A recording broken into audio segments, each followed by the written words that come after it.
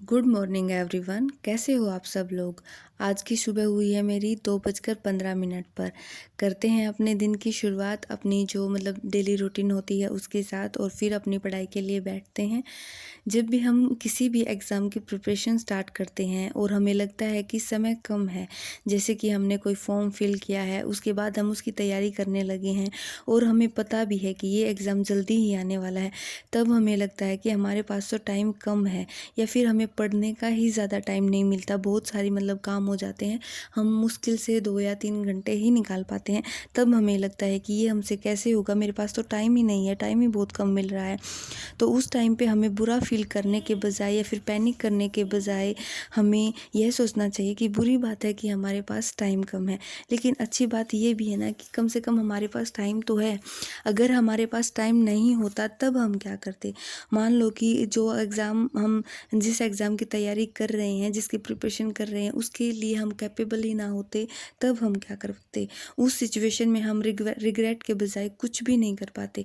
तो यही है कि अब हमें ये दुःख मनाने से कि हमारे पास टाइम कम है, जितना भी टाइम है हमें उसका पूरा यूटिलाइज़ करना है, करके अपनी अपॉर्चुनिटी के लिए अपना 100% देना, अपना बेस्ट देना है। फ़र्क नहीं पड़ता कि रिज़ल्ट क्या रहेगा, रिज़ल्ट जो भी रहेगा वो आगे की बात है, पर हमें अपनी मेहनत में कोई कमी नहीं छोड़नी चाहिए। हमें अपनी मेहनत उतनी ही शिद्दत से करनी चाहिए। अगर हम असफल भी हो जाएँगे तो कम से कम हमें इस बात की खुशी ज़रूर होगी कि मुझे ये ट्राई करना था और मैंने ये किया।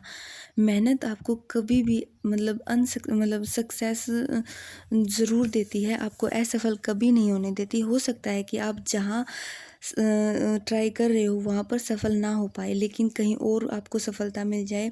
मेहनत आपको एक बेहतर इंसान बनाती है और एक बेहतर इंसान कभी भी असफल नहीं होता। अ, और इसीलिए हमें अपनी मेहनत करते रहना चाहिए। तभी तो कहते हैं कर्म करो फल की चिंता मत करो। जितनी शिद्दत से हम मेहनत करेंगे उसका फल हमें ज़रूर मिलता है। रिज़ल्ट हमें मिले ना मिले यह तो किस्मत की बात है, लेकिन हम उसके लिए अगर ट्राई भी नहीं करें तो ये तो गलत बात है ना। तो हमें ट्राई तो ज़रूर करना चाहिए।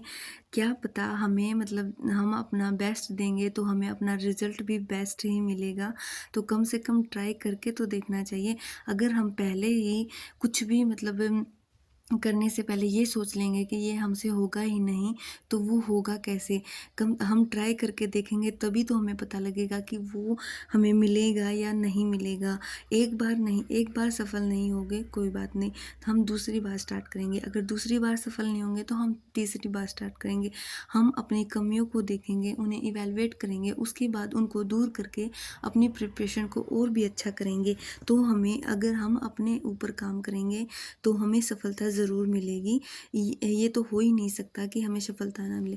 यहाँ पे मैं अपने आपको कुछ नोट्स शेयर कर रही हूँ। ये मैंने अपने पॉलिटी के नोट्स बना रखे हैं, जहाँ पे मैंने अपने इम्पोर्टेंट टॉपिक्स लिख रखे हैं। और जैसे प्रीवियस ईयर क्वेश्चन वगैरह के देख के जो हमारे जो प्रीलिम्स में वगैरह में आए हैं, जो पीटी फैक्ट्स बन जाते हैं, वो भी अलग से लिख रखे हैं, जहाँ पर मैंने ये नोट डाउन कर रखा है कि ये प्रीलिम्स के लिए इम्पोर्टेंट है और ये इसलिए। और जो हमारे जो एक्ट वगैरह हैं वो मैंने शॉर्ट में भी लिख रखे हैं और थोड़े से डिटेलिंग में भी लिख रखे हैं, जो मेंस में और प्रीलिम्स में दोनों में काम आएंगे। तो वो भी मैंने अच्छे से लिख रखे हैं। कभी मेरे पास ऐसा रहा कि मेरे पास ज़्यादा टाइम नहीं है तो मैं शॉर्ट्स का रिवाइज कर लूँ, और अगर मेरे पास ये है कि मेरे पास सही टाइम है तो मैं अपना जो है डिटेलिंग भी देख लूँ। तो इस टाइप से मैंने अपना डिवाइड कर रखा है। मैंने सभी जैसे जो हमारा संविधान है वो कहाँ कहाँ से क्या क्या उसकी कौन कौन सी चीज़ें कहाँ कहाँ से ले रखी है, उसको भी अच्छे से डिफाइन करके लिख रखा है। और जो आर्टिकल्स वगैरह हैं वो विद इन, जैसे उसमें जो एग्जांपल्स वगैरह दे रखे थे कि जो अमेंडमेंट हुई है, जो वो किस वजह से हुई है, क्या हुआ है, वो सब कुछ नोट डाउन कर रखा है। और फिर उनके नीचे जैसे हमारा एक पार्ट फिनिश होता है तो उसके नीचे जो उसके अंदर जो भी आर्टिकल्स आए उनको शॉर्ट्स में भी लिख रखा है। अगर मुझे क्विक रिवीजन भी करना है तो मुझे उसमें दिक्कत ना आए, मैं जल्दी से कर लूँ। और जैसे मैं अभी एनसीईआरटीज़ कर रही हूँ तो यहाँ पर भी मैं एनसीईआरटीज़ के मैंने कोई अलग से ज़्यादा नोट्स तो नहीं बनाए हैं, वो साथ ही लिखे हैं। जैसे कि ये एनसीईआरटी में नहीं था, ये उपराष्ट्रपति के रिगार्डिंग था ये। तो ये एक दो बार पूछा गया है तो मैंने वो यहीं पे लिख लिया है, मैंने क्लासेस के थ्रू किया था। और इसी प्रकार कुछ आर्टिकल्स थे वो जो एनसीईआरटीज़ में नहीं दे रखे थे, लेकिन सीक्वेंस था उनका इसी में, तो मैंने वो भी वहीं वहीं पे लिख लिया कि मैं अगर जब रिवाइज़ करूँगी तो ये मेरे साथ के साथ कवर हो जाएँगे, और जब मैं अपनी लक्ष्मीकांत करूँगी तब ये अच्छे से मतलब मुझे याद हो जाएँगे।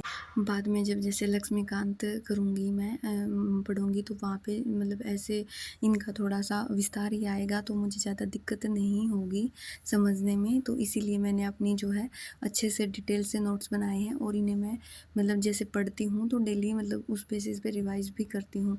और इसी तरह मैंने अपने हिस्ट्री के और ज्योग्राफी के नोट्स भी साथ-साथ प्रिपेयर कर रखे हैं, वो भी मैं आपको आगे दिखाऊँगी।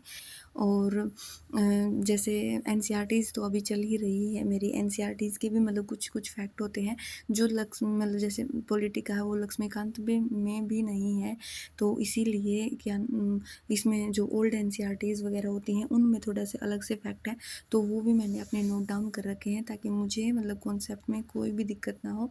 तो आई होप आपको मेरी वीडियो अच्छी लगी होगी। Thank you. Good night.